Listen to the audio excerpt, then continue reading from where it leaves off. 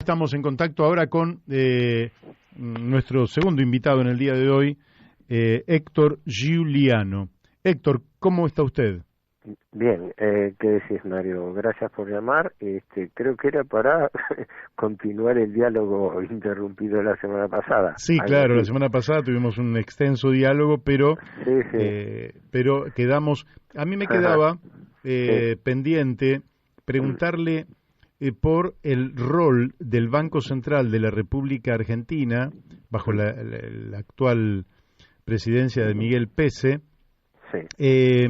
Si en realidad podríamos decir que es un desenvolvimiento neutro para la vida económica de los argentinos, o está acumulando de alguna manera un fuerte déficit cuasi fiscal que en algún momento pueda irrumpir, sorpresivamente o no, sobre nuestras vidas. ¿Qué nos podría A decir, ver, Héctor? bueno, para encuadrar el tema, lo primero que hay que tener presente es que la Argentina tiene una deuda pública bicéfala. Por un lado está la deuda fiscal en cabeza del Tesoro Nacional, lo que sería el gobierno, lo que sería el presupuesto público que Sí. apruebe el Congreso, pero paralelamente existe unas cuentas que se llaman así justamente, cuasi fiscales, que son las que corresponden al Banco Central, que es una entidad independiente y que tiene un giro y un endeudamiento propio. Por eso yo digo que acá hay que ver lo que pasa con la cara oculta de la luna, porque resulta que estamos hablando siempre de la deuda del Estado, pero nos estamos refiriendo solamente a la deuda en cabeza del Estado central. Y resulta que el Banco Central de la República Argentina tiene tanto o más deuda a pagar que la del Tesoro, y de eso nadie dice media palabra. Amigo, Vamos, ¿tanta es? ¿cómo? ¿De Por eso, tal magnitud es la deuda del Banco Central? exacto, mira, te doy los datos concretos sobre la base del cierre del año, pero después podemos adjuntar porque el Banco Central publica un balancete de activos y pasivos semanal, así que tengo los datos también hasta el 31 de marzo. Pero sobre todo para los oyentes, para no morearlo. Balance de lo que sería el año pasado. ¿Cuál es la deuda del Banco Central? Porque acá hago una aclaración importantísima. Todos los economistas del establishment viven cacareando de que el Estado se está financiando con emisión monetaria. Y yo, aunque soy un francotirador en ese sentido, pero yo corrijo diciendo que no es cierto eso. El Estado no se está financiando con emisión monetaria, se está financiando con deuda del Banco Central, que no es lo mismo.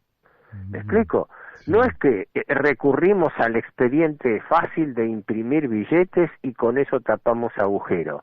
No, porque cada peso que emite el Banco Central, el propio Banco Central luego, que lo emite por una ventanilla, lo recoge por la otra a través del LELIQ, que pagan el 38% de interés, y pases pasivos que pagan el 32%, de tal manera que el dinero que se emite se transforma en deuda. Claro. ¿Me explico? Esto es Sí. una diferencia fundamental, es esencial. O sea, ¿qué es lo que ocurre? El Estado necesita fondos para cubrir su déficit fiscal. Un déficit fiscal que está provocado fundamentalmente por el desequilibrio de la deuda pública, ¿no? Claro. Para eso apela al Banco Central. La deuda del Estado con el Banco Central son el equivalente de unos 75.000 millones de dólares. O sea, dentro de la deuda del Estado, te doy exactamente los datos porque lo tengo al 31 de marzo, ¿no? Sí. En títulos públicos son 60.000 y en adelantos transitorios 15, es decir, 75.000 millones de dólares es lo que le debe el Estado Central, la tesorería, al Banco Central. No es neutro, porque ¿de dónde saca la plata el Banco Central? Y el Banco Central, todos dicen, es muy simple, la imprime. Emisión monetaria, digamos, el discurso neoliberal está siempre, se financian con emisión monetaria. No, porque paralelamente ese mismo dinero que emite para el Estado, a los fines que no presione sobre los precios, el propio Banco Central rescata, absorbe ese dinero pagando interés. Entonces, cuando nos vamos al pasivo del Banco Central, nos encontramos que hoy el Banco Central debe por LELIQ, ¿no?, 3,5 billones de pesos, equivalentes a 38.000 millones de dólares. O sea, no es neutro esto. ¿Me explico? Claro. No es que el Banco Central imprime billetes y se queda tranquilo, como tratan de hacer creer a la gente, porque esto es una deformación también académica, ¿eh? Esto no es una cuestión solamente de engaño a la opinión pública. Esto en determinados estamentos académicos se sostiene como regla, ¿no? Y además, por pases pasivos, que son obligaciones a un día de plazo, debe otros 3,5 billones de pesos, o sea, otros 38.000. Quiere decir que el Banco Central, para cubrir las necesidades de emisión monetaria, se endeuda. Esos pasivos remunerados del Banco Central implican que el banco está pagando por día más de 5.500 millones de pesos de intereses. 5.500 millones y... Me da exactamente 5.700 millones, equivalen a unos casi 70 millones de dólares por día. Esta es la gran tragedia de la cual nadie habla, porque claro, nadie toma en cuenta que la deuda del Estado es una deuda bicéfala, es una deuda que por un lado está en cabeza del Tesoro. El Tesoro el otro día fue dado a informar cuánto terminó el año 2020, la deuda terminó en 349.000 millones de dólares. Es decir, que en el primer año de gestión de Fernández, la deuda aumentó 13.000 millones de dólares. La recibió en 336.000 de Macri y la llevó a 349. Y la mayoría de esa, prácticamente la totalidad de esos 13.000 millones, corresponden a capitalización de intereses, que era lo que hablábamos el otro día. ¿Y qué deuda de las dos crece más rápido? La del Banco Central. Quiere decir es una bola de nieve imparable, porque capitaliza intereses totalmente. Porque el esquema es así. El Banco Central emite dinero, como quien dice, emite dinero de la nada. Sí. Pero ese dinero, pasado al Estado, entra en circulación en el circuito económico. Claro. Entonces, esa masa de dinero va a parar a acreedores privados del Estado, que pueden ser contratistas, pueden ser, fundamentalmente acreedores financieros del Estado.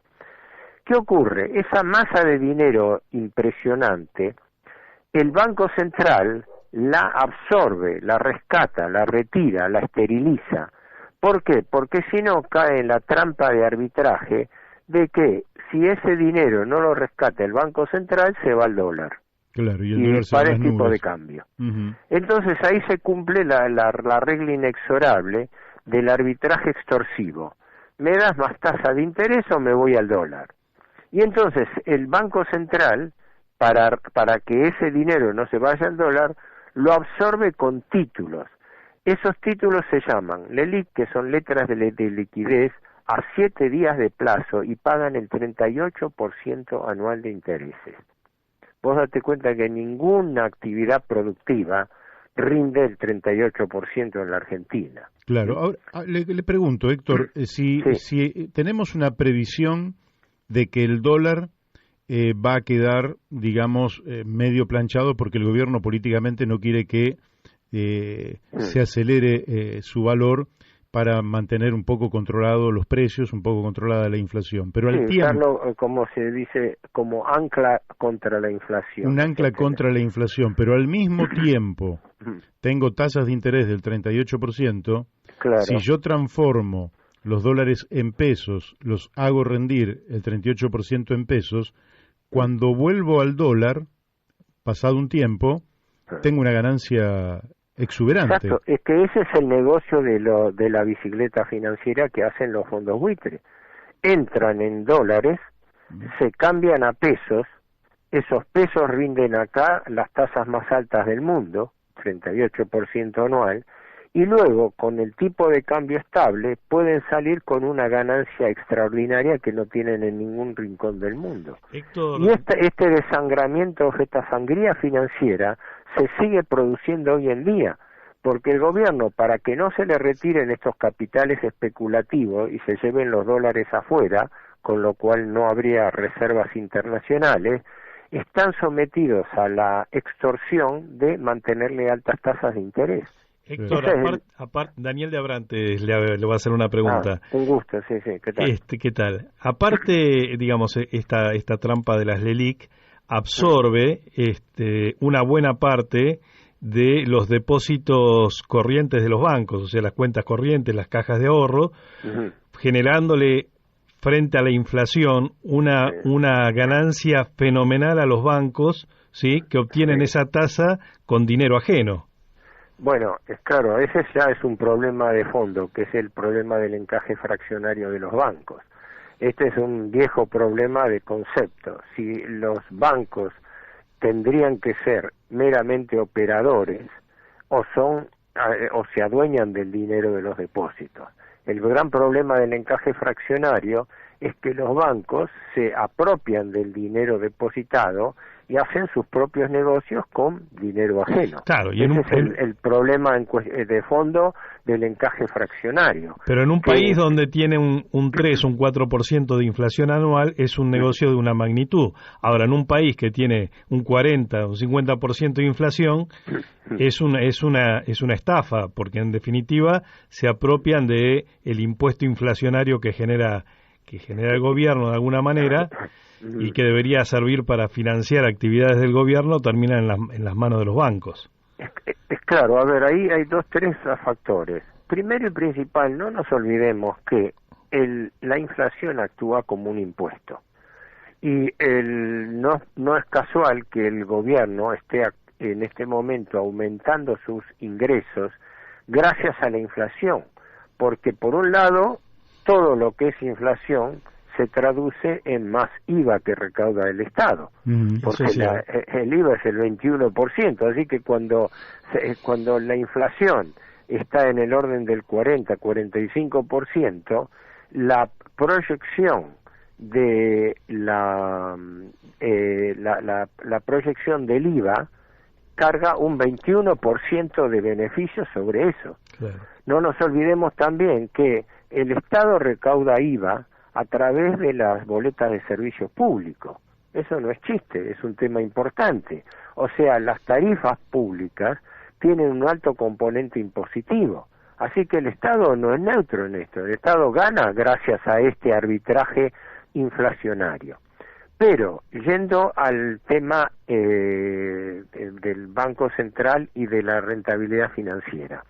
Para entender esto hay que entender cómo es la cadena de secuencia financiera, porque los bancos pagan por depósitos a plazo fijo hoy en día un 34%, y pueden colocar LELIQ al 38%. Bueno, alguien puede decir, bueno, es un magro margen porque son 4 puntos porcentuales, pero hay que ver toda la cadena de rentabilidad. ¿Por qué? Porque eso significa que el gobierno, a través del Banco Central, está cargando con un gasto del 38% producto de la emisión monetaria que realiza. ¿Me explico? Sí. Es decir, no es neutra la emisión monetaria. Y los economistas del establishment, digo para decir la prensa institucional, confunde a la gente atribuyendo de que el Estado se está financiando con emisión monetaria.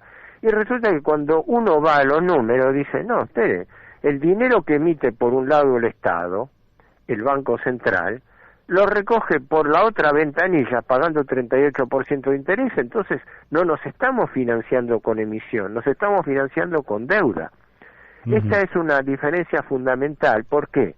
Porque en este momento la capitalización de intereses de los bancos es más rápida y más gravosa que la del propio Estado. Porque, fíjate vos, las LELIQ tienen 7 días de plazo. y no se cancelan, se renuevan permanentemente. Los pases pasivos tienen 24 horas, un día. Increíble. Quiere decir que estamos frente a un incremento exponencial de la capitalización de intereses que crece como una bola de nieve.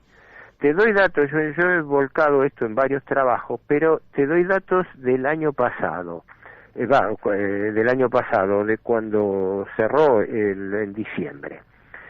A fin del año 2019, cuando asume Fernández, los pasivos remunerados del ELIC y pases pasivos eran unos 3 billones de pesos. Terminaron en el doble, 6 billones 100 mil. O sea, el Banco Central duplicó su deuda el año pasado y pagando tasas que están en el orden hoy del 38%. Es una sangría financiera que es insostenible. Claro. Y lo que a mí más me preocupa es que de esto nadie habla nada. ¿Me explico? Sí. Porque cuando vos hablas de la deuda del Banco Central, el Banco Central tiene pasivos por aproximadamente el equivalente de 100 mil millones de dólares. Estos 61 mil del ELIC, el equivalente, ¿no? Sí. Del ELIC y pases pasivos, más unos 20 mil del swap con China y un swap menor con el BIS de Basilea, y después los encajes por depósitos dolarizados, que son otros 13 mil. Cuando sumas todos los pasivos de corto y cortísimo plazo del Banco Central, te da que el Banco Central debe aproximadamente 100 mil, el equivalente a 100 mil millones de dólares. Es decir, debe más del doble que sus reservas. Amigo. Es una ecuación ruinosa, no tenemos Banco Central, porque el Banco Central está justamente para hacer el respaldo con divisas de la base monetaria. Pero si tenemos un Banco Central endeudado por el doble de las reservas, nunca la ecuación va a cerrar. Es la sangría más grande que recibe el país. Ya te digo, son 5.700. Estaba leyendo solamente por LELIC en el mes de marzo, esto es noticia periodística, creo que salía en uno de estos medios, LP Online, no sé. El Banco Central pagó 80 mil millones de pesos de intereses por LELIC en un mes. En un mes. Y después, en un mes de marzo, sí. Y es lógico, porque si vos haces la proyección anual te da que a 5.700 millones de pesos por día, que equivalen a casi unos 70 millones de dólares, tenés que en un año son 2 billones de pesos, equivalen a 25.000 millones de dólares. No hay paralelo de una sangría financiera que pueda sostener un banco central. Héctor, te cambio un poquito el eje, sí, pero siempre dentro de la misma temática. Sí. En general, por lo menos yo fui comerciante y algo de esto sé, uno puede tomar deuda porque, por ejemplo, va a ser una inversión, ¿verdad? Es decir, va a transformar esa deuda en una inversión. Esa inversión va a tener un rendimiento que, si es mayor a la tasa de interés que uno paga, es un buen negocio. Si uno toma deuda... Está señalando la ecuación de base, que la tasa de rentabilidad de tu proyecto tiene que ser superior a la tasa de interés que pagás para endeudarte por ese proyecto. Correcto, correctísimo. Sí. Para los oyentes, vos lo tenés claro, pero para los oyentes, si yo voy a ampliar mi negocio y calculo que voy a tener una rentabilidad del 10%, no me voy a endeudar al 14, al 15%, porque quiere decir que el costo de financiamiento del proyecto me saldría más caro que la rentabilidad que tengo. Correcto. ¿Me explico? Sí. Pero ahora, bueno, la Argentina, lógicamente, está endeudada a una tasa que no se corresponde con su tasa de crecimiento. En absoluto. En este caso, separemos la tasa de interés general de la deuda pública, que es cabeza del Tesoro, de esta del Banco Central. Lo que pasa es que la dinámica del Banco Central es increíblemente más rápida y más gravosa que la del Estado, porque la gente no sabe algo que es una cosa irritativa de que yo lo descubrí por preguntándolo y después me negaron información del Banco Central para profundizar la resolución. El dinero que los bancos tienen en caja cuando hacen el arqueo de fin de la jornada, hasta que abren al día siguiente con su actividad diaria, ese dinero que no se traslada de los bancos, que el banco informa electrónicamente al Banco Central, como vos cerrás un negocio, decís mi arqueo de caja me da que hoy me quedaron 10.000 pesos. Bueno, el Banco Central se lo remunera a través de una tasa del 32% por las llamadas letras overnight, letras de medianoche. O sea, es un subsidio increíble porque no tiene lógica. ¿Cómo puede ser que los bancos tengan el subsidio increíble de que el dinero que tienen ellos inmovilizado, porque ellos cierran la caja, se van a su casa, se van a dormir, se van a divertir, y resulta que el Banco Central, como el hijo de la pavota, le reconoce una tasa de interés por el día que corre entre el cierre de la jornada y el comienzo del día siguiente? Esto es algo increíble. Esto se respalda en una resolución, la resolución 104 del año 2004, que en ese momento estaba al frente del Banco Central Prat Gai, sí, ¿no?